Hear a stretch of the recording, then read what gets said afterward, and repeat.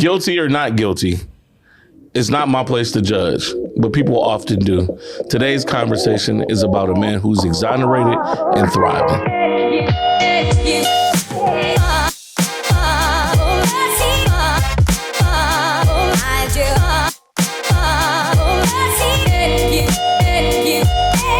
Welcome to the Cleveland Pulse podcast. I'm your host, Edwin Hubbard Jr., and I am ecstatic to have a guest by the name of Charles, a.k.a. Sweet Man, who is an exoneree who is home and doing amazing things in our community. Charles, welcome to the show. Thank you for having me. Appreciate being here. So in having this, this is a special conversation to me because I'm the type of person, I don't believe that we should judge anybody by our background. But you're someone who has had an opportunity to experience what it's been like. And I don't want to necessarily call it an opportunity, but someone who has been incarcerated, but someone who's also returned in the best way that anybody could ever hope for. Could you just talk about your story a little bit? My name is Charles. I'm an exoneree. I served 27 years, 6 months, and 20 days for crimes I never committed. I was arrested and convicted for murder, attempted aggravated murder, and having a gun spec. And I received 30 years to life. Convicted and was serving time for crimes I knew absolutely nothing about. It all happened April 7th, 1991, when a guy named Joe Travis was murdered. Exactly a month later, they arrested me and charged me with his murder. I didn't even know the guy. Got convicted, and next thing I know, I was in prison, serving 30 years of life, 27 years old. And it seemed like the whole world turned it back against me from that point on. And I spent a lot of time alone, a lot of years alone. And one thing about the human condition, you'll get used to any situation that you're in, you know.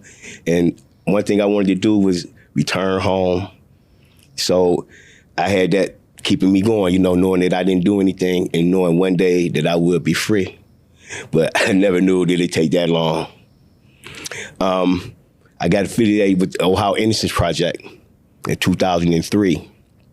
They took my case. And like I said, I didn't know nothing about the case, so I only had like limited information. So at that time, they told me that, you know, they was trying to help people get out and they didn't have no information on my case, so they put me on the shelf. And I was on the shelf till 2017 when one of my nieces, Latricia Foster, she was going to school and we had a conversation and she was like, Unc, I'm finna go to school and I'm gonna be either a private investigator or a parole officer. I said, hey, you should be a private investigator and let me be your first case. You know, and over the years, you know, you wake up in the middle of the night and you talk to God and you sit there, you think about your case and everything. So by that time, 2017, and having that conversation with her, man, I had thought about 32 different ways how to get out of prison, you know. So I told her, you know, I found out that in my transcripts, the people who committed the crime, you know, they had all knew each other, you know, they was all familiar with each other. And I knew the people, and I knew some of the girls involved. And the guy that testified on me said that he was in the hallway and he went into two people's houses, Nikki and Wendy's apartment. And I'm like, Nikki and Wendy in 1991, and my niece was helping me with the case, and we all grew up in the Collinwood area. So I asked her, did she know him, you know, and find out that she had went to school with him. She had found one of the girls. I called her exactly a week later after we had the initial conversation. So after I had a conversation with her, I called her back. She was in tears and crying. She's like, Unc, I thought you may have done it, but I'm 1,000% sure you innocent. I found Nikki, and she said she gonna help you. She told me that she's been going crazy ever since, and you know, she saw the guy laying on the floor dead with a hole in his head, and the guy standing there with a gun, and it wasn't none of me. I was so excited, you know, and I was like, okay, so now you know, and she said she gonna help. I'm gonna send a letter back to the Innocence Project because they put my case on the shelf for all those years. I wrote a letter, and I had her write a letter. And in my letter, I wrote to Mark Gossi. He's the founder of the Ohio Innocence Project, who he used to be a prosecutor, and he switched it up, you know. So now he helped the people get free. So I wrote him a letter, and that first thing in my letter was like, remember me? You told me you were going to help me if I find some more information. I wrote him a letter. My niece wrote him a letter. Like a week or two after that, everything just started rolling and falling in place. But one thing about it, the lady said she was going to help me. She didn't help me. The investigator came to my niece's house, and they came to visit me in prison. And they said that they went over to the house, and the lady never opened the door, and they knew people was in the house. Nobody, you know, I think she fell back on that, you know, the thing in the black neighborhood, like no snitching and all that, you know, so. But I'm worried about her not helping me. I'm trying to find people to know her, to talk to her and all that stuff. And little I know that God was already working on it. And I just fell back and gave it all to him. And after that, maybe a week, 2 weeks, or even a month after that, I got a letter in the mail from the Ohio Innocence Project saying that they had found my police records. And in the police records, it was like so much stuff that the prosecutors never turned over. It was other suspects. It was just so much stuff in there. And the witnesses, you know, the lady that testified on me, she had a prison record, and she had testified on me in open court that she didn't have no record. The prosecutor already know who, you know, about your record if you're gonna testify on somebody. Excuse me. So, you know, it's just information that, you know, what they call a Brady violation, like information not turned over from the prosecutor because we have rights to know exactly everything that they know, and call it discovery and motions, you know. That's what basically got me home, you know. The witness's testimony was not right, you know. The police basically set me up, you know, and you know, I wasn't no angel out there, you know what I'm saying, but I didn't deserve what they did to me. And I went to prison, and I did all this time. So now I'm getting out, and it's 1991. The Ohio Innocence Project got me back in court, and the person that testified on me said it was me. They had him in court, and he said it was not me. And that just opened up everything. They came to me and asked me, did I want to go home that day? And said that I can go home time served, or I can be fully exonerated, and I chose to be fully exonerated. So I stayed still. And after that, man, a whole year after I got free, they held it over my head like it was gonna take me back to trial and all that. And they didn't have anything on me. And they finally dismissed the case, and I was free, all the way free. So upon my release, you know, being gone all that time, you know, I come out, and this is like a whole new world. Telephones and, you know, everything. And I left in 1991. Wasn't no internet, you know. So you said something interesting. You said a lot of things that were interesting to me. Why somebody, what's going through my mind is like, why would somebody want to tell you to accept time served versus being exonerated? Like, the rocket science is not, I want to be exonerated because I didn't do it in the first place. Time served is I'm accepting that I was guilty and that you said I've done enough time for you in order to free me. But if you exonerate me, that means that you know I never did it, and that means that you owe me some type of restitution. So they wanted you to leave that on the table. They thought that you may not have been smart enough to leave that on the table. I actually thought about it because, you know, being locked up for 27 years, I want to just go home. You know what I'm saying? Somebody said, you can get out right now today. You can go home.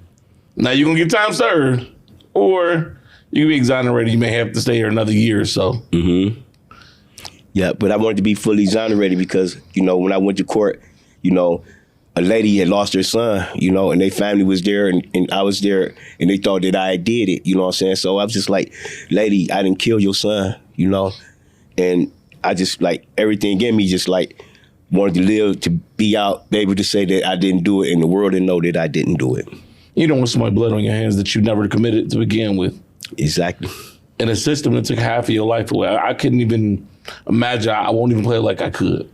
Because to go to prison at 27 years and lose half of my life in prison is not something that I think that I'm built for. And I know that you're saying that, you know, we change, right? And we can condition ourselves. Man, I don't know.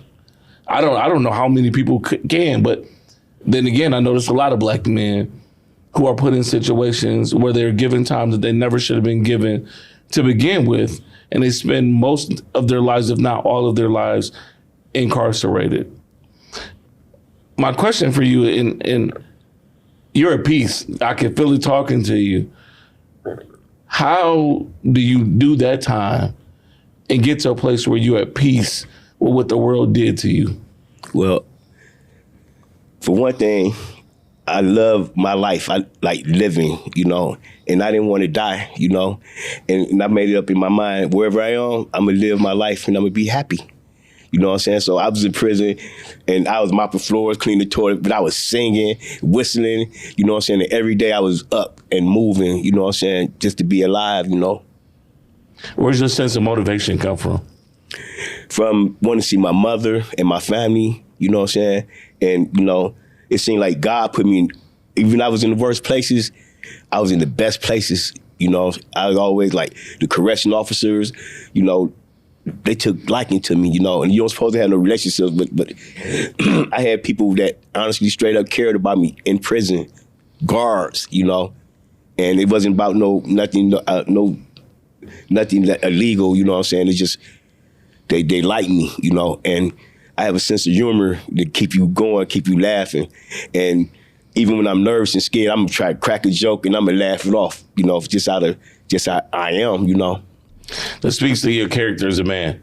You live the life most of us only see on TV, and I've watched my share of shows and things that I've seen inside of prisons and some of the conditions that people deal with. And I couldn't even imagine some of the things that people experience on a day in and day out basis. But you got through it and you got back home and you've been home for some time. So now that you're back home, I'm excited to talk about this. What have you been doing? When I came home, first thing I did, I took a class in prison, a cooking class, in hopes to get some free food, bring some food in and we can eat. Not knowing that I'll be out soon and I'll be trying to look for these people to go to school, So it was Edwin's Institute, and I took some classes in Edwin's. And the funny thing about it, they wouldn't allow the food in, so we couldn't eat. So I was just stuck in there taking the classes, but it was something to do. And I like cooking, so I got into it, got the little certificate. And the certificate said, you're part of the Edwin's family. And when you come home, you come look for us. You're part of the family. You can take cooking courses and all that. And I'm like, okay, yeah, I'm doing 30 years, but okay, And it's crazy. Not even a year after I took that, I got free. And out in the streets, and I'm like, man, I got to do something. What I'm going to do? Been gone all this time. So I went and looked up Edwin's, and I started sitting there taking the exams and all that. And one of the teachers, instructors came around and said, hey, you don't have to take this no more. You already did it. We found all your paperwork. You're part of the family. So I skipped that part, and I excelled in the class. A year later, graduated. I'm a chef, and part of their family, So that was the first thing I did. And upon my release, as I was going to Edwin School, my nephew had a bad kidney, and we talked about me giving him a kidney. So I'm doing all this stuff. I said, man, I'm going to go to the doctor. I'm going to get my blood test and find out if I can give you a kidney. And it came back, my blood O positive. I called my nephew. I said, man, I can give you my kidney. And I gave him a kidney. So I went to Edwin's, and I went to culinary school, and then I gave my nephew one of my kidneys. It's incredible. I'm a living organ donor. You're an organ donor, a living testimony. Yeah. So I'm going to back up a little bit, because what I'm really curious to know, you talked about the world prior to going in and coming out. Mm-hmm. I want to know, how did things look prior to, because you going back to the 90s. I'm a millennial, so I was a kid during the time and then you came out, and what did the world look like then versus when you got home? It was like I was in a bubble, I was in prison and I'm watching TV and I'm doing all this stuff, but not really considering all the technology and the cars and all the stuff moving on. So I got out and they opened the door and it's just like everything was moving so fast. What do you remember about one of the last things you remember before going in? Like maybe the cars that were out or the things that were happening? Well, I remember using the phone, calling my cousins, and so now I get out and everybody, they putting all these phones, I had 5 phones in my face. Everybody want to talk to me, FaceTime and all this stuff. I'm sitting, I'm tripping okay. What's FaceTime? Right, somebody, it was just coming at me so fast, I just thought like I just stepped off from a whole new planet, I felt like an alien. What about like sports events and things like that? Man, went to a game, and it was just so exciting because we watch sports all the time, and we even see like guys going to the gun arena to watch basketball games, and we see guys that we knew were in prison. Like, oh, there you go, they're gonna do. Hey, we just seen them go to the game, and that's I'm here, and I'm actually walking through. It was just all the lights and everything, and people moving. I was nervous everywhere, what I'm saying? A little paranoid, from all the attention I was getting, and everything was moving fast, but I kind of sat down and settled down, hid out, what I'm saying, played with my phone, and I learned how to get, I assimilated. What is something that you appreciate more about life now than you ever had before? Freedom. Being a black man, it's just so easily, we compromise our freedom, We can go to jail and accept some cases, they over-indict us and they do us bad. And we'll compromise it and say, okay, well, I'll take this deal because it's 2 years instead of 3. If they find me guilty, I might get 10. You know what I'm saying? So it's easy enough for, to play with our freedom, you know what I'm saying? And then we lose it and, somebody telling us what to do. It's like, feel like a slave, So my big thing is my freedom, man. I love being free to do whatever I want to do. How is that transcended in maybe conversations you have with the next generation? So what does that show when you see younger men? What types of things are you motivated to talk to them about? I talk to them about just being oriented with your family and your mom and don't take all the little stuff for granted. You know what I'm saying? Because you could lose your freedom and you don't really have to do anything. It's like the people you be around, you gotta be around people, positive people that love you and care about you. Instead of being with somebody, you get caught up with something and they run off and leave you holding the smoking gun, You gotta be aware of everything around you, man. That's what I'm interested in knowing too, because I know that you got life lessons that you can give a lot of people, based off of your life experiences. The freedom is major. Because most of us don't know what it's like. The only thing we can read it is in the book, or if you experience going to the penitentiary. And it's always, I always talk about people in Black History Month, and they say, you know what, if I was a slave back in the day, I would do this. I'd be, and I always respond like, you wouldn't do no more than you're doing right now. Exactly. You don't know until you're in those situations. Yep. And so how has that experience shaped you as a human being? It made the man I am today, going through all those experiences, to lose your freedom, to not have nobody to care about you, just it's easy to give up, you know what I'm saying? And it's a lot of hopelessness and a lot of sorrow, you know what I'm saying? And it's just a black cloud around that, the whole prison, the whole system, you know what I'm saying? And everybody know it's foul, So when I'm out here and I'm living my life and I'm free, I always try to tell people, especially the guys that go in and out of jail, that's not the life. You need to find something. And I think one good thing about being in prison and seeing the guys going in there, some guys learn the CDL trade and they come home and they drive the truck and they change their whole life, man. The program. So while you're in prison, you need to do something. You know what I'm saying? Instead of talking about learning how to do the next crime or getting hipped up on what's the scams, take a CDL class. Do something that you can come out here and do something with, Yeah, no, I 100% take that. So one of the things I also learned about you is since coming home, you've gotten into acting. I want to talk a little bit about that. Well, when I came home, all the cameras and lights and stuff was on me, and it was just hard, So I kind of got used to talking to people, and my friend, and they come up with a concept like, let's do some turn to the arts and tell our stories and make plays, and and Al Cleveland, man, he an artist, you know what I'm saying? He can draw pictures.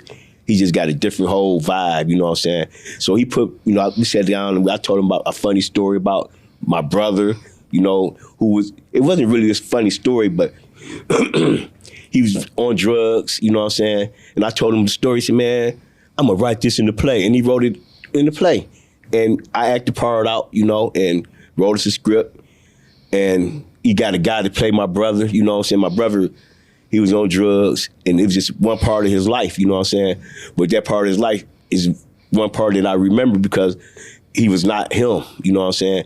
And it was very traumatic, you know what I'm saying? And it lasted a long time. To now, I still can feel it, you know, the pressure that he put on me. And I told the story, and we put in, and we reenacted, and it came off, you know. I was just being me, you know what I'm saying? Just telling my story. So now, you know, I tell my story like I'm sitting here with you. This is how we come in. So we go on the stage, you know, it's a whole different thing. I even sung a song, you know. It was just like stepping out, doing something different, you know, outside the box and not being afraid, you know what I'm saying? I feel that if I can go and do that time and survive in there, I can come out here and do anything. So if people want to check that out, how could they go and see that? Well, we're getting ready to start. The next play is going to be in Chicago in County Cook Jail. We're going to the National Innocence Conference, and it's only going to be just a few sketches, you know what I'm saying, because we can't take everything in the prison, in the county jail. So we're going to probably even show a clip of it, you know what I'm saying, and take answers and talk about it, you know. But we spreading the word, and we telling our stories, and it's just crazy because we it's our stories, you know what I'm saying, and we're acting them out, you know. And it's just, you know, the kids just, they feel it, you know what I'm saying? And everybody, it's nothing like telling your story, and it's different because it's not actors in it. It's actually us, you know? So it's a big hit. I think what's amazing is that you can have this experience that you've had, and you can go and live your life and ride off into the sunset, but instead, you choosing to take your story to teach other people and talk to them about life. I commend you as a man for doing that. Thank you. Because you don't have to. Well, I met a lot of people there, you know, people innocent and guilty, you know what I'm saying? And, you know, it's part of your life and part of your friends, you know, you can't just leave nobody behind, you know? So we advocate and we tell people about what they did and how bad, messed up the justice system is, you know what I'm saying? But you still meet people, and some people are guilty, you know what I'm saying?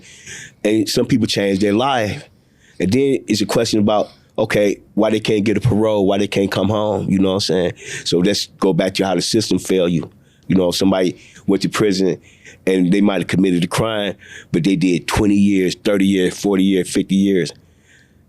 When you gonna let them go? When you gonna give them a chance? You know, because they can come out here and do like I'm doing. Tell somebody, you prevent some other people from doing what they did. So, you know, you can't let it go or forget where you've been. So, I mean, and talking about the justice system a little bit, do you think the justice system now has made any improvements since, you know, your initial time of incarceration? I think the telephones, the technology all play a big part of it, because now what you do now, you can take a picture of it or a video and you can show it to the world in a matter of minutes, you know what I'm saying? So all the injustices that's going on is now being played out on video, you know what I'm saying? So everybody know, you know, different things and different parts of the system, you know.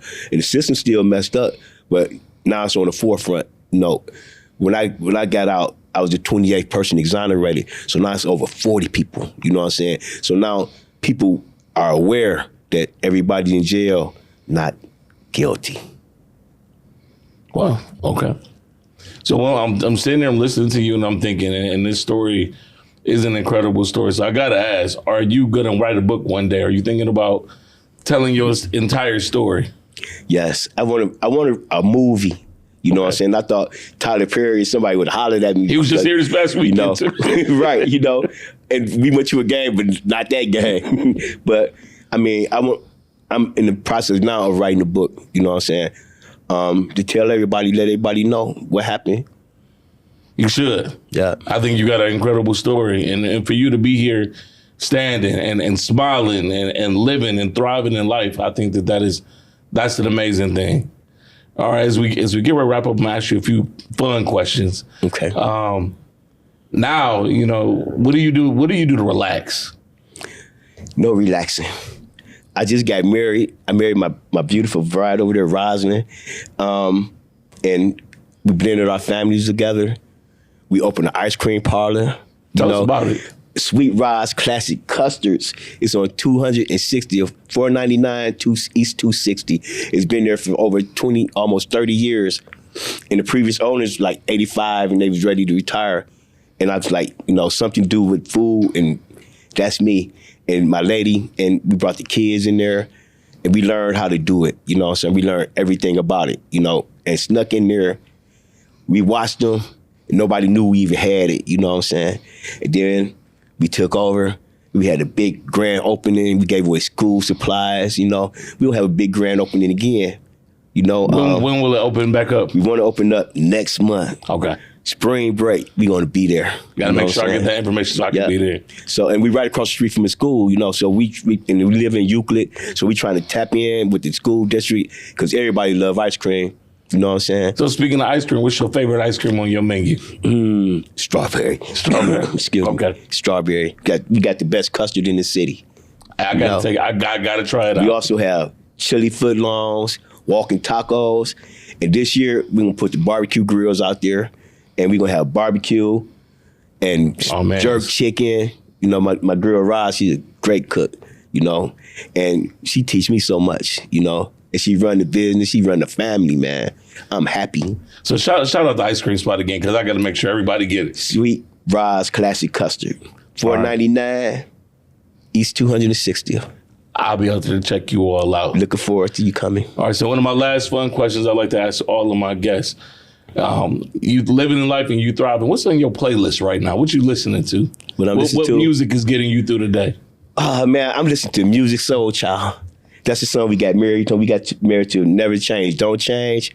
And then I've been listening to T.I. I listen to the little squad with him and 50 Cent having. So he come with a battle song, But I hope we don't go, farther than the music, man, because, the Tupac and all this stuff is sad, man. I don't like that it has gotten personal, that they've involved mothers, and that's crazy. Stuff get out of hand so fast. It goes too far. Yeah, it goes way too far. But the music be good, you know what I'm saying? Yeah. And classics, Al Green, I'm into that all day. Okay. Last question as we get ready to wrap up. Some advice that you have for the next generation and anybody listening. Anybody listening, family first, Well, not family first, God first, then your family, you know what I'm saying? You find somebody and they treat you good, keep them, Keep some good people around you, you know what I'm saying? People you don't have to watch your back, and keep all the outside noise outside. All right. Yep. I appreciate that. Charles, it has been an awesome conversation. I appreciate you coming and talking to us today. To our audience out there, if you've tuned in, this has been another great episode of the Cleveland Pulse podcast, where we have real conversations with real people and real solutions. If you don't have an opportunity to see us before our next podcast, do the best you can to take care of yourself before we record again. Peace.